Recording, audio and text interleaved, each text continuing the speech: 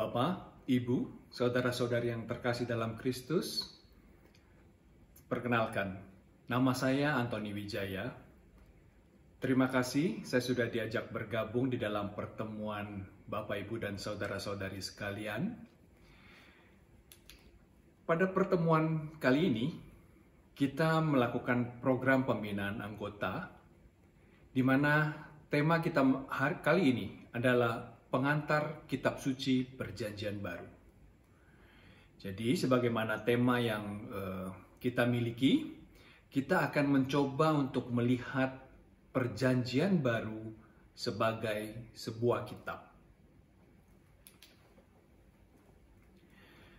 Jadi, Perjanjian Baru itu adalah kumpulan tulisan-tulisan yang secara langsung menjadi saksi abadi dan ilahi akan misteri penyelamatan Allah dalam Yesus Kristus. Nah, kalau kita kelompokkan, ada 3 kelompok besar di dalam Perjanjian Baru, yaitu Injil dan Kisah Para Rasul, lalu surat-surat Paulus, lalu tulisan-tulisan yang lain. Nah, Injil, arti yang paling dasar daripada Injil itu adalah kabar gembira keselamatan yang ditulis bagi jemaat Kristen yang berjuang untuk menjadi murid-murid Yesus yang sejati.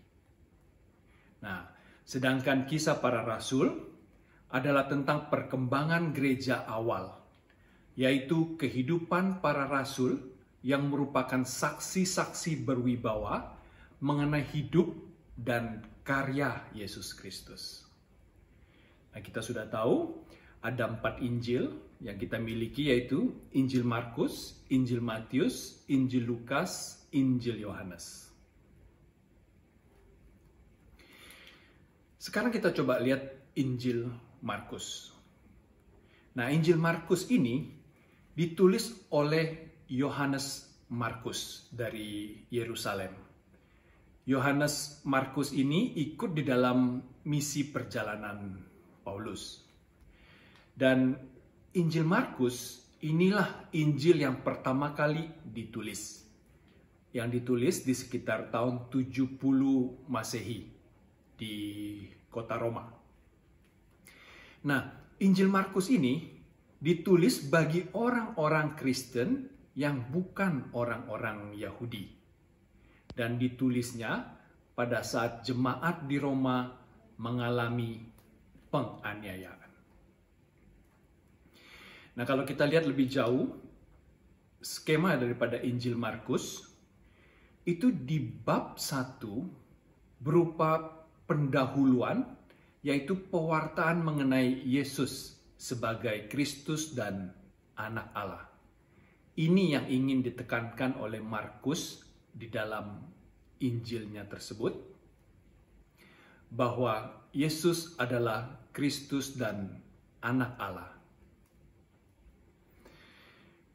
Kemudian dilanjutkan sampai dengan bab 8, itu adalah rahasia Mesias berupa perwahyuan pribadi Yesus sebagai Mesias. Di situ ada awal karya Yesus di Galilea, puncak karya di Galilea, dan karya di sekitar Galilea. Yang kemudian mengerucut di tengah-tengah Injil itu berupa pengakuan Petrus. Dan kemudian berlanjut lagi sampai bab ke-16, yaitu rahasia tentang anak manusia, berupa perwahyuan anak manusia yang bersengsara. Jadi di situ diceritakan pada saat di Kaisaria Filipi dan perjalanan menuju Yerusalem, kemudian ada karya-karya Yesus di Yerusalem, sampai kisah sengsara dan kebangkitannya. Nah, di dalam Injil Markus itu, sebagaimana yang ingin ditekankan oleh Markus bahwa Yesus adalah Kristus dan Anak Allah, banyak sekali penekanan akan poin-poin ini. Jadi misalnya, pada waktu Yesus dibaptis, Ada sabda Tuhan bahwa inilah anakku.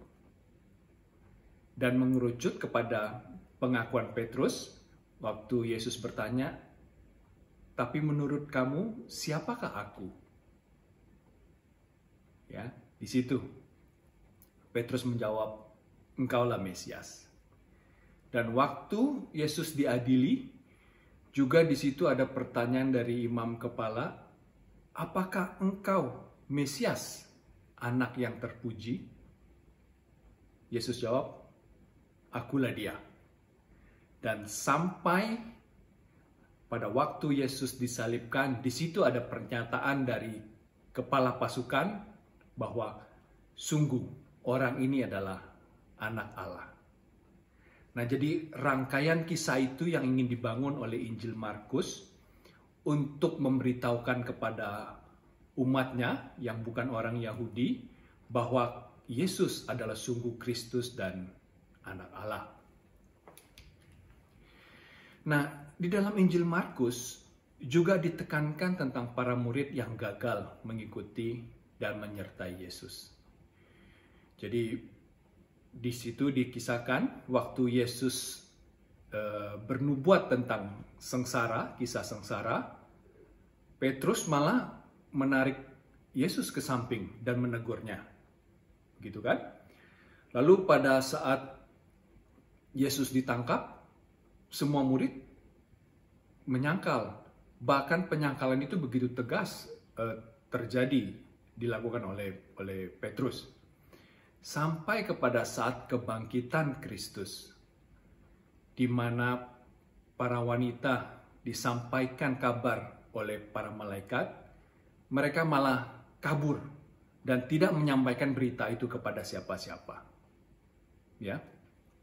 Jadi Markus ingin menekankan bahwa mengikuti Yesus itu bukan karena kekuatan sendiri, tetapi memang karena kuasa Tuhan. Jadi pada saat Yesus telah bangkit, itulah kemudian kembali para murid berkumpul dan melanjutkan karya Yesus.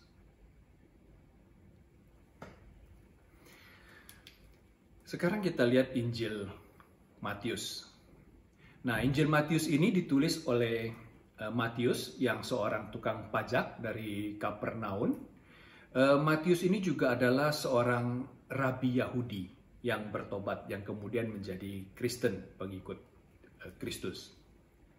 Nah, Injil Matius ini sering dijuluki dengan istilah Injil Gerejawi. Karena apa?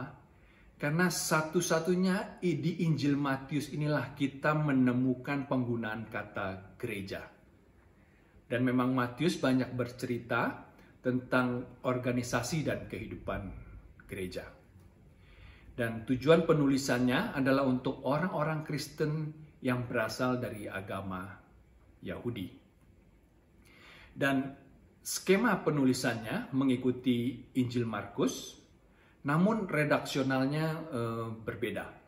Karena di dalam Injil Matius, tema sentralnya adalah tentang kerajaan Allah dan perwujudannya di dunia, yaitu gereja tadi.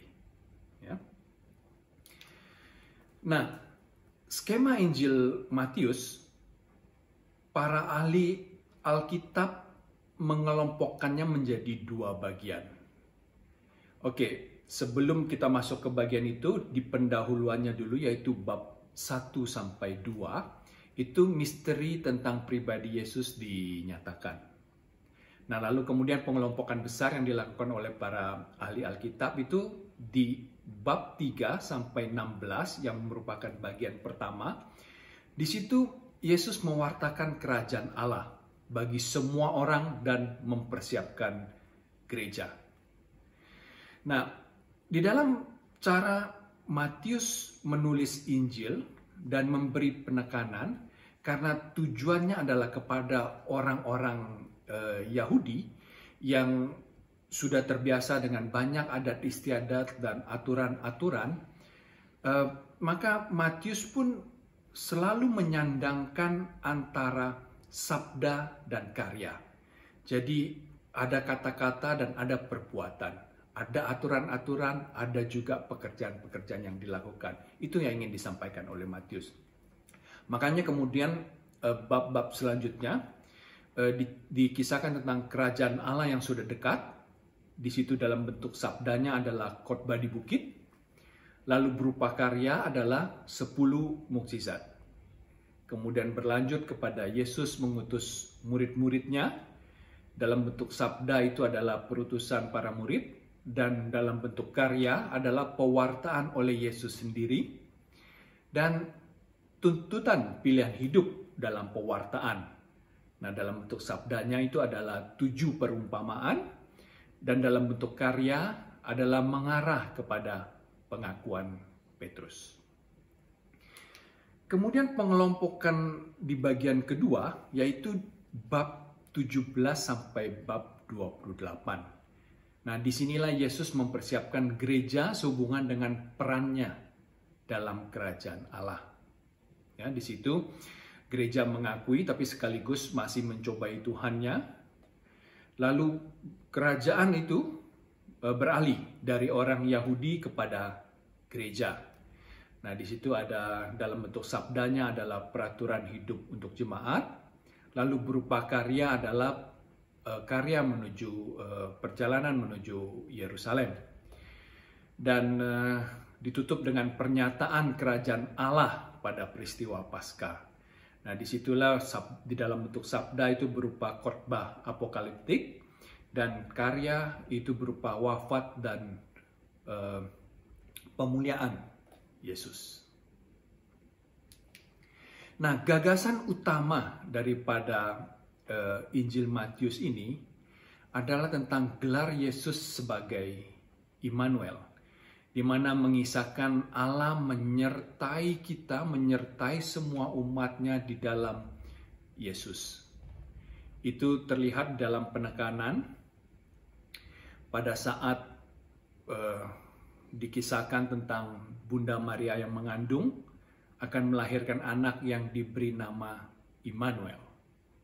Dan kemudian juga pada penghujung kisah di mana Yesus mengutus para murid dan berjanji akan selalu menyertai selama-lamanya. Nah, sehubungan dengan itu, di sini salah satu keunikan Injil Matius. Injil Matius inilah terdapat satu-satunya perintah Yesus yang mengatakan, "Pergilah, jadikanlah semua bangsa muridku, dan baptislah mereka dalam nama Bapa dan Anak dan Roh Kudus. Dan ajarlah mereka melakukan segala sesuatu yang telah kuperintahkan kepadamu." Ya. Kita lanjut kepada Injil Lukas.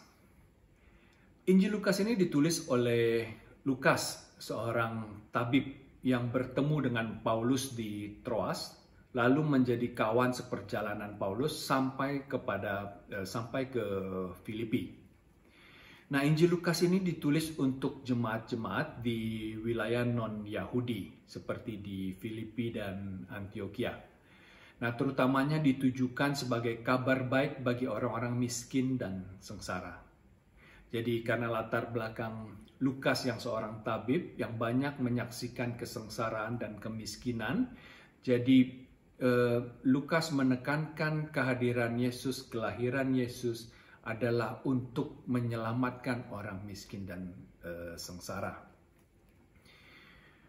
Injil Lukas ini juga bahan tulisannya terinspirasi dari Injil Markus yang setelah digabungkan dengan sumber-sumber lainnya itu ditulis oleh Lukas dalam gaya penulisan seorang sejarawan.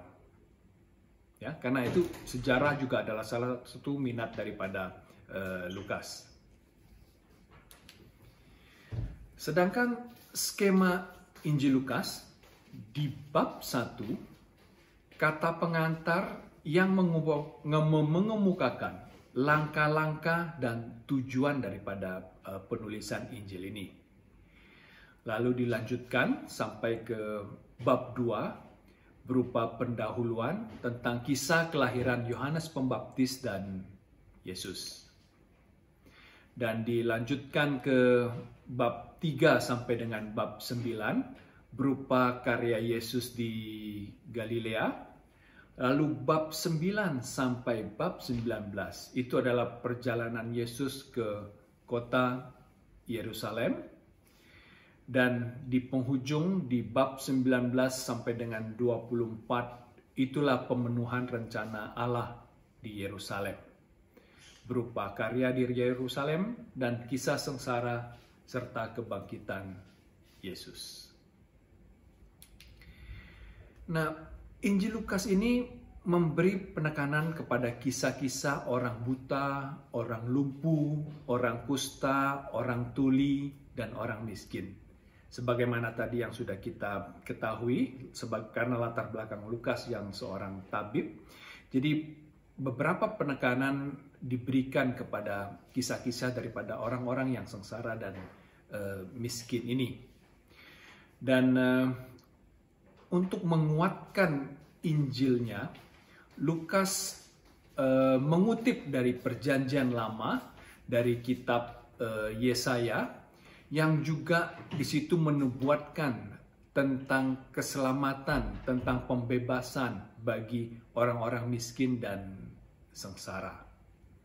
Dan lebih jauh daripada itu, Lukas juga menyampaikan, menekankan bahwa Yesus membebaskan orang dari dosa. Karena sumber daripada segala kesengsaraan dan penderitaan itu dan penindasan itu bersumber dari dosa yang sekarang sudah ditebus oleh Yesus. Selanjutnya kita ke Injil Yohanes. Nah, Injil Yohanes ini sering disebut sebagai Injil rohani. Karena memang Injil Yohanes ini merupakan kesaksian si penulisnya sendiri yang hidup bersama-sama dengan Yesus. Betul. Injil ini ditulis oleh Rasul Yohanes. Nah, namun secara keseluruhan, terutama di bab-bab menjelang akhir, itu para ahli Alkitab melihat perbedaan gaya bahasa dan kelihatannya pembahasannya juga lebih mendalam, semakin ke bab akhir semakin mendalam. Sehingga diduga kuat bahwa Injil Yohanes ini penulisannya dilanjutkan oleh para murid Rasul Yohanes dan baru ditulis di akhir abad ke-1.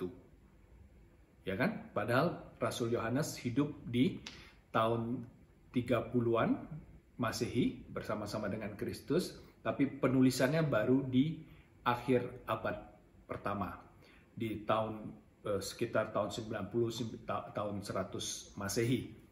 Sehingga diduga kuat ini adalah dilanjutkan, penulisan Injil Yohanes ini dilanjutkan oleh para murid Rasul Yohanes. Di dalam Injil Yohanes, para ahli Alkitab juga mengelompokkannya dalam dua kelompok besar. Ya. Pertama ada pengantarnya terlebih dahulu berupa mada pujian.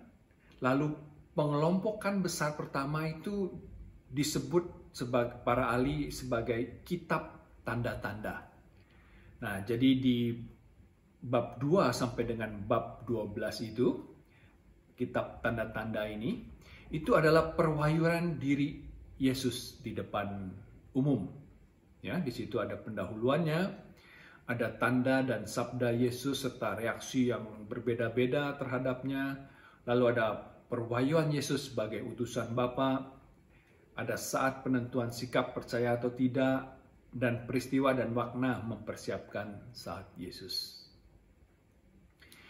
Nah, kemudian pengelompokan kedua, yaitu bab 13 sampai 20, itu para ahli Alkitab menyebutnya dengan kitab kemuliaan, di mana Yesus kembali kepada Bapanya.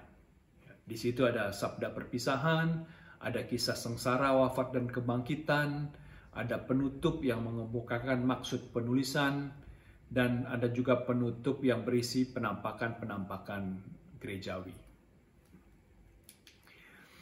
Nah, Injil Yohanes ini ingin bercerita, menekankan bahwa Yesus itu adalah dari atas, turun ke dunia untuk menyatakan Allah kepada kita dan memberikan pengetahuan yang benar dan sejati. Nah, makanya itulah kita bisa lihat di pembukaan Injil Yohanes, di situ disebutkan, pada mulanya adalah firman.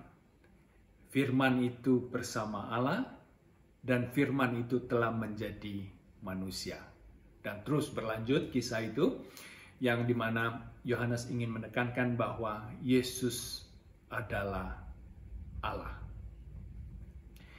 Nah, sehingga di dalam penekanan kisah di dalam Injil Yohanes dapat ditemukan bahwa perwahyuan diri Yesus itu merupakan pernyataan kehidupan. Sedangkan tanggapan yang menolak itu mendatangkan kematian. Di mana puncak perwahyuan Allah yang nyata dalam salib itu menyatakan kasih. Nah, begitu mendalamnya Injil Yohanes ini karena pengalaman pribadi Yohanes hidup bersama dengan Yesus, juga hasil permenungan yang dilanjutkan oleh para murid Rasul Yohanes. Sekarang kita coba lihat kisah para rasul. Nah, kisah para rasul ini ditulis oleh Lukas, sang tabib tadi yang menulis Injil Lukas. Nah, jadi iman Lukas dan ketertarikannya akan sejarah itu membuat Lukas menggelar seluruh tahap karya penyelamatan Allah. Jadi tahap janji yang sudah ada, yaitu perjanjian lama. Kemudian Lukas menulis Injil berupa tahap pelaksanaan janji itu oleh Yesus. Dan kemudian dilanjutkan berupa tahap pelaksanaan oleh gereja di dalam kisah para rasul ini. Jadi Lukas ingin menggenapi seluruh kisah. Uniknya, kisah para rasul ini tidak bercerita tentang semua ke-12 rasul. Bahkan hanya diceritakan tentang Rasul Petrus, Rasul Yakobus, dan Rasul Yohanes. Bahkan tokoh utamanya di dalam kisah para rasul ini, itu yang dikisahkan secara panjang itu adalah Paulus. Dan kemudian juga ada sedikit cerita tentang Filipus, Stefanus, dan Barnabas. Nah, rupanya pengertian rasul di dalam kisah para rasul ini adalah dalam artian yang luas. Jadi dalam artian saksi-saksi yang berwibawa mengenai hidup dan karya Yesus Kristus. Nah, kesaksian rasuli inilah yang mengembangkan gereja dari Yerusalem sampai ke ujung bumi. Nah, kalau kita coba lihat skema kisah para rasul, itu ada bagian pertama dan bagian kedua. Bagian pertama, bab 1 sampai dengan bab 15, itu adalah dari awal gereja sampai konsili Yerusalem. Kemudian di bagian kedua adalah perjalanan misi Paulus dari Yerusalem menuju Roma, yang dimulai dari pendirian jemaat-jemaat di Asia Kecil dan Eropa. Kemudian Paulus ditangkap dan akhirnya sebagai seorang tawanan dibawa ke Roma. Dan bahkan ternyata di Roma, Paulus mewartakan Injil dengan sangat berhasilnya di Roma. Nah, beberapa poin yang penting di dalam kisah para rasul, kita melihat di situ, di Yerusalem pada hari Pentakosta, itu para rasul menerima Roh Kudus. Dan momen itulah, momen dimulainya secara resmi para rasul mewartakan Injil. Nah, momen itu juga adalah peristiwa penting di mana di Yerusalem, di peristiwa Pentakosta itu, berdirinya jemaat pertama, di mana banyak orang-orang yang bertobat dan minta untuk dibaptis. Ya. Kemudian juga poin penting, di mana dikisahkan Barnabas yang begitu sangat berhasil mewartakan Injil di Antioquia, mengajak Paulus untuk bergabung dengan Barnabas di Antioquia, dan mereka berdua tinggal di sana selama setahun. Dan di Antioquia itulah untuk pertama kalinya para murid disebut dengan Kristen. Ya. Dan salah satu poin penting juga di dalam Kisah Para Rasul adalah di mana di Yerusalem para jemaat, para rasul, dan para penatua membuat konsili. Ini adalah tonggak penting bagi umat Kristiani. Jadi di dalam konsili Yerusalem itu secara resmi para rasul, para jemaat, dan para penatua menyatakan bahwa tidak boleh menimbulkan kesulitan bagi bangsa-bangsa lain yang berbalik kepada Allah. Dalam arti kata, yang ingin menjadi Kristen, semua bangsa apapun, bangsa-bangsa lain selain Yahudi, tidak boleh dibuat susah dalam bertobat itu. Jadi dalam arti kata, tidak perlu mengikuti aturan-aturan Yahudi. Nah, tetapi tetap ada persyaratan. Kita tahu di dalam Kisah Para Rasul bab 15, di situ terdapat dikatakan bahwa tidak boleh menyusahkan orang yang ingin bertobat, tetapi orang-orang itu cukuplah untuk menjauhi apa? Ya, menjauhi makanan yang dipersembahkan bagi berhala, menjauhi darah, menjauhi daging yang mati karena daging binatang yang mati karena lehernya dipatahkan, juga menjauhi percabulan. Ya, disinilah salah satu tonggak penting bagi umat Kristiani, di mana aturan-aturan Yahudi tidak lagi harus diikuti untuk seseorang menjadi Kristen. Oleh karena itulah sekarang semua orang, seluruh bangsa dapat menjadi Kristen. Orang yang tidak bersunat dapat menjadi Kristen. Orang yang makan daging babi dapat menjadi Kristen. Karena atas kuasa Roh Kudus, para rasul dan para penatua pada saat itu menyadari bahwa kasih Kristus, kasih Allah adalah bagi seluruh bangsa di dunia. Ya, Bapak Ibu, saudara-saudari yang terkasih di dalam Kristus, karena waktu kita tidak perlu untuk membahas surat-surat Rasul Paulus dan tulisan-tulisan lainnya. Nanti kita bisa membaca sendiri hal tersebut. Dan materi-materi yang tadi saya sampaikan, itu saya ambil dari buku tulisan Bapak Kardinal Ignatius Suharyo yang berjudul Mengenal Tulisan Perjanjian Baru. Buku yang sangat baik, bisa Bapak Ibu coba cari. Di dalam buku tersebut Bapak Kardinal mengatakan bahwa Injil Yohanes adalah salah satu Injil yang tersulit untuk dimengerti. Bahkan para ahli Alkitab, para ahli tafsir, masih banyak yang belum berhasil menggali kekayaan daripada Injil Yohanes. Nah, di dalam hati saya bilang, waduh Bapak Kardinal, buat saya bukan hanya Injil Yohanes, seluruh isi Alkitab itu sulit kalau bagi saya, gitu ya. Nah, saya ingin berbagi satu hal kepada Bapak, Ibu, dan saudara-saudari sekalian. Saya adalah umat di lingkungan Santo Nicholas Duta Garden.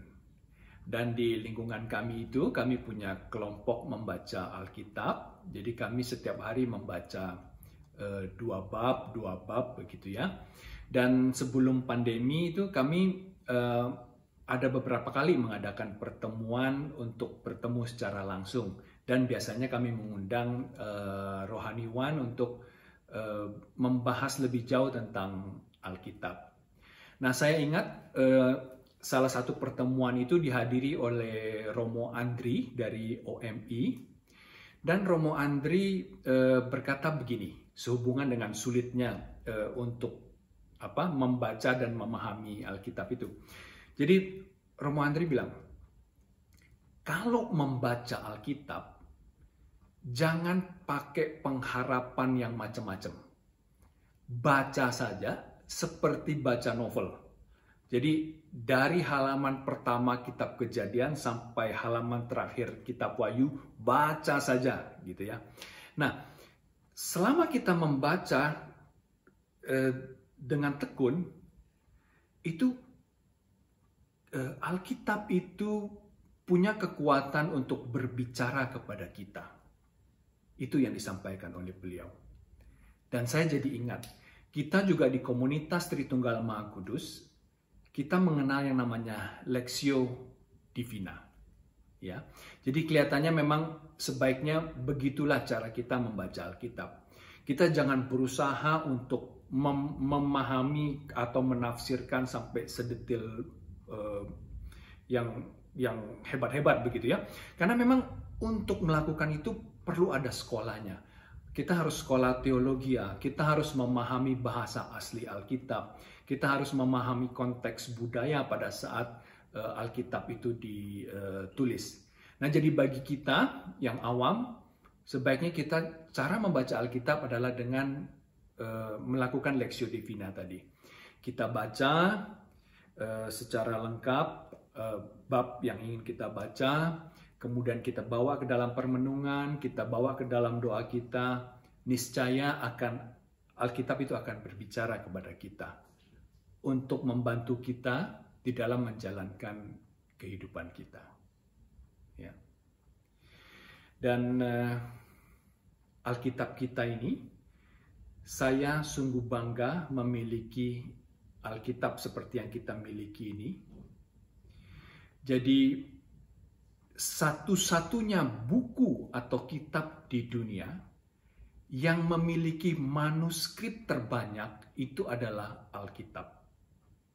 Jadi kitab Perjanjian Baru itu memiliki 5.800-an manuskrip yang tersimpan dan dilestarikan di Museum Biblika di Switzerland. Dan waktu dilakukan uji karbon, itu memang manuskrip itu berasal dari abad pertama dan abad kedua.